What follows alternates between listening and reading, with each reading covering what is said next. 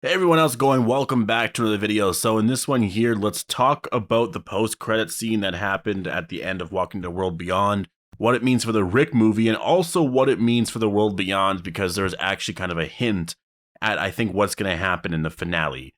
There's obviously some teases here for the Rick movie, there's some setup and Easter eggs here, but there's also a lot of setup here, I think, for the finale of World Beyond, and something that I think they're building to. The CRM definitely know that Hope and Iris are coming, and I just don't know what they're planning to do with that. And is it the CRM that knows, or is it the Colonel? I guess the Colonel will know, Colonel Kublik. Why does she want them there? And there's just a bunch of stuff here with Leo Bennett, and yeah, anyways, before we go any further, I do have to warn you for spoilers for The Walking Dead World Beyond. It's tonight's episode, and if you are new here and you do want more Walking Dead content like this, just make sure to be a subscriber. If you haven't checked out my last two reviews, I posted a review tonight on Fear the Walking Dead and also on The Walking Dead World Beyond. They're both on the channel, so if you want to watch those, there should be like an end slate or two end slates at the end, so they could be at the end of the video. If not, they're just on the channel, but yeah, if you want more Walking Dead content like that, just make sure to be a subscriber. So the Rick Grimes movie hype just keeps building and building, and tonight's episode obviously just added to that.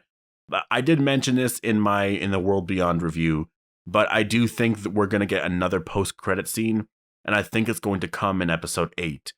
I don't think it's coming in next week's episode because I think they're going to space it out like episode 4, 6, and 8. And the reason why I think that is because we're getting episode 9 and 10 in the same night. And so I think episode 8 is going to end somehow where it's going to build to those final 2 episodes, because it's going to be like this 2-hour event, right? Where it wraps up this first season. And so I think the next post-credit scene we're going to get is going to be in 8, and it's going to be a lot more revealing.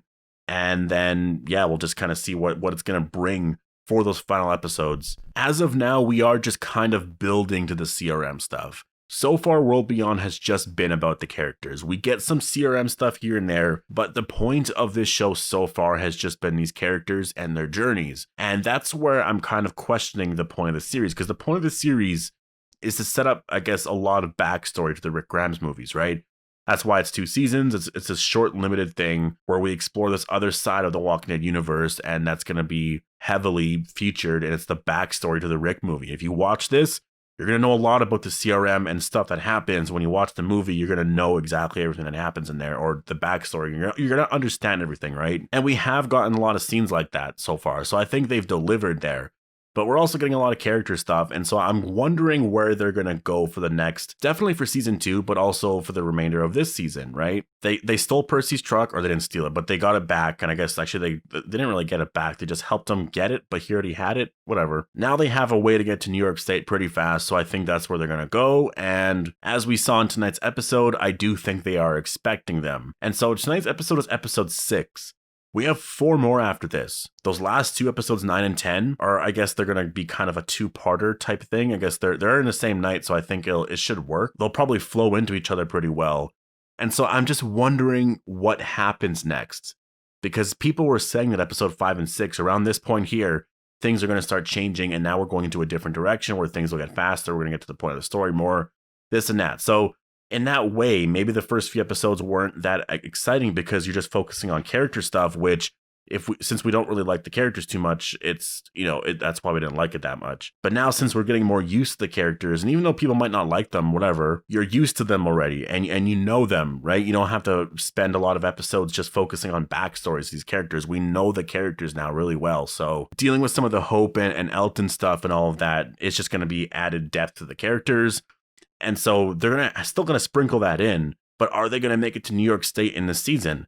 I think they're going to. I think they kind of have to, because if they don't, then I guess the entire series is just going to be about them getting to New York State.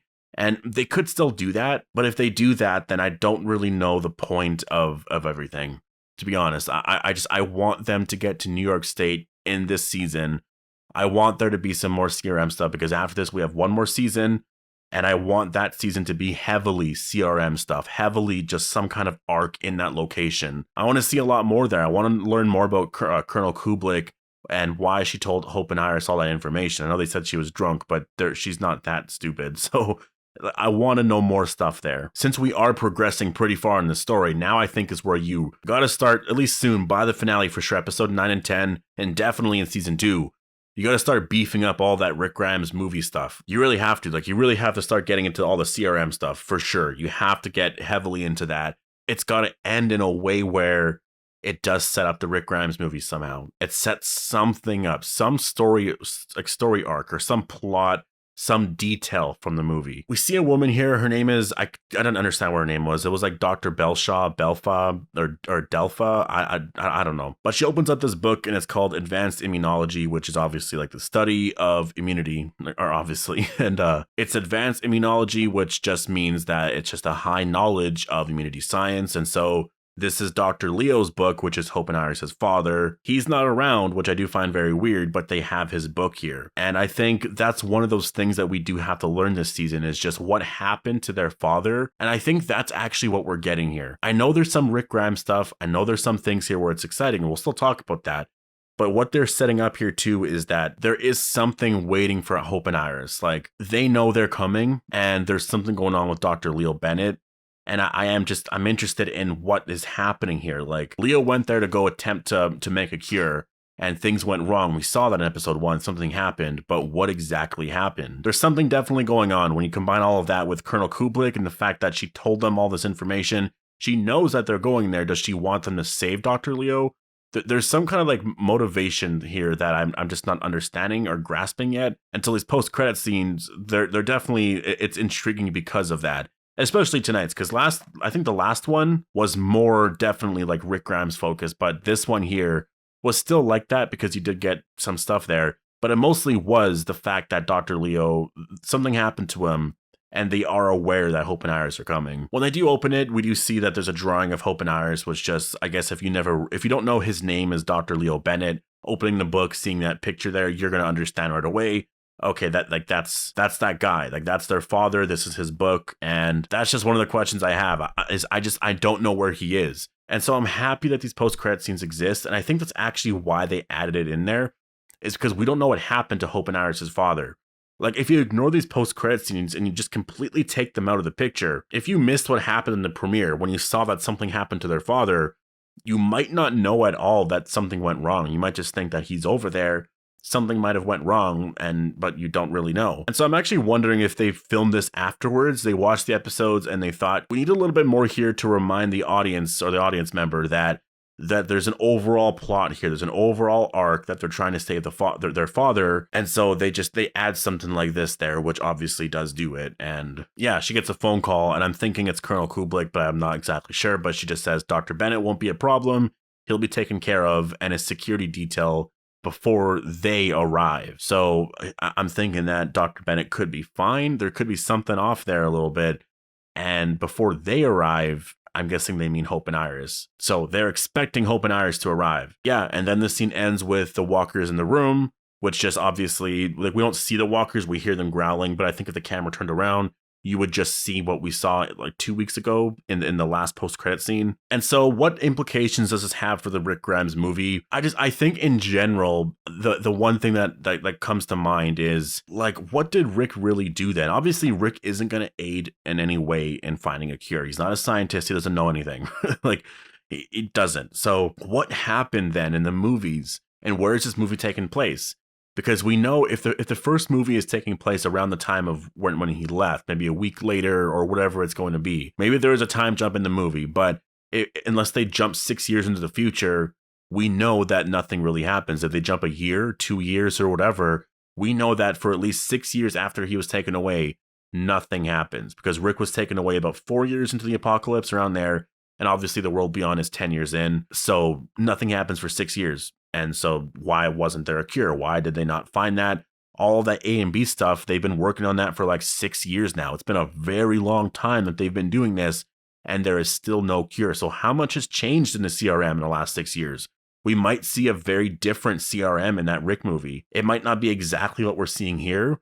There's going to be something very different about that. I am curious about a time jump. I'm really curious because The Walking Dead jumps 6 years into the future, and I'm thinking of the decision to do that time jump, and I think it was Carl's off the show, Rick's going to be off the show, we only have Judith, but Judith is too young. So if we age her a bit to like 10 years old, then we can cast or recast that character, and we can recast someone who's going to be very likable, who can actually have dialogue and a lot of fans are going to like, because it's Judith Grimes. She's a grown-up kid. She'll be like Carl was in season 1. Although I think this Judith is a little bit older, but you know, like you get the point. And so I think that's what their plan was. And so because they did that, when they came up with World Beyond, they had to pick a point in time where the story was going to take place, and where the CRM timeline of things, and because they knew they were going to do a cure, they had to make sure that none of it was going to conflict with the Rick movie. And so that's why I do think in that Rick movie, we are going to get a time jump. I think that first movie is probably going to take place around this time where we're at right now. I think we'll get some explanations, we'll get some backstory stuff, but I just feel like Rick will be forced to do this, like labor work and stuff, and then it's going to cut to black and it'll be like 10 years later, which would be pretty dramatic because we only went 6 years, but maybe they'll do 6-7 years later or something like that. And then we see Rick just worn down, because for the last 7 years, he's been doing physical work and like laborious work. He has his crazy beard now and everything, long hair again. And that's just kind of his life. That's just kind of the feeling I get. And then we'll get more into it, because if you're basing the Rick movie within the last 6 years, it's not boring. I'm not saying it's going to be boring at all. But there's an element to it where it's like watching something in the past. Like, you know what's going to happen with Michonne and Judith, and you know that Michonne's not going to be in this movie because it's set 6 years in the past. So I think that this Rick movie is going to be set at some point in the current timeline. We'll get some backstory stuff. We'll see him arrive. We'll get some things there, but they're going to cut to the future pretty fast. Rick will be here for however long it's been. We may get stuff with the boat. It may be set a little prior to, I guess, this stuff. But overall, I think there is going to be a time jump. And I do think that's what this movie and stuff like that is, or the show anyways, is hinting at, is that all of the cure stuff, if they're actually getting close at all, it's happening right now. And so if they want to do that in the Rick movie and actually get close to finding a cure, the timeline has to be set to now, right? So I think it makes sense. Anyways, post all your thoughts down below. Let me know what you guys thought of this post-credit scene. Hope you guys all enjoyed the video, and I'll see you guys in the next one.